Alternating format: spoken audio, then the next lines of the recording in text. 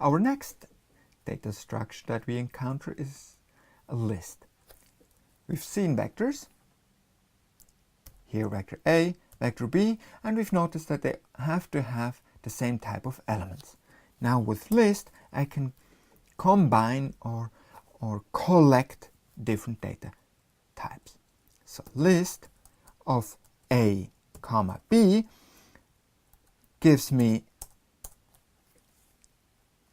this object here. Okay, so I have now first element, which is the vector A here, second element, which is the vector B. Okay, and they don't have to be of the same class. So if I assign this list to LAB, then I query the length of list AB, LAB, that is 2. Now notice here that the individual elements do not have names. With list, it's very convenient to give them a name.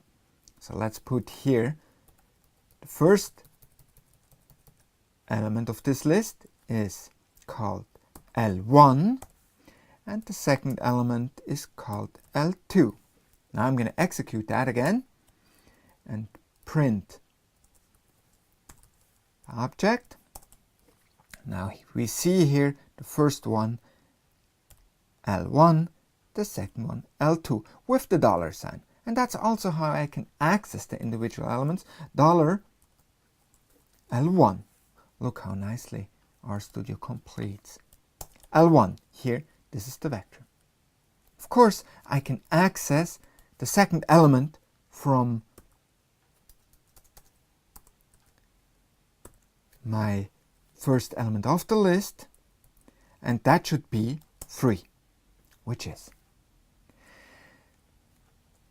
We've also seen here this double bracket notation that is still working to access individual elements. So here, double bracket gives me also this element, the first vector here. Notice there is a slight catch here. We've seen that tab has 2 elements.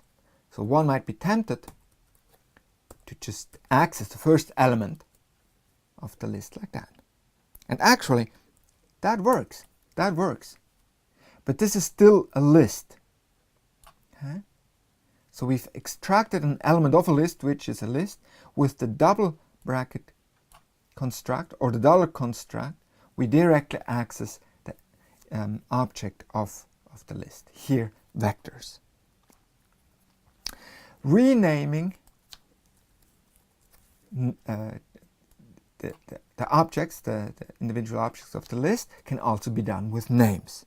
So for example, names of my list gives me L1, L2, and hence I could rename them with here, because I have length 2, with a 2 vector of strings. So L1, for example, L2.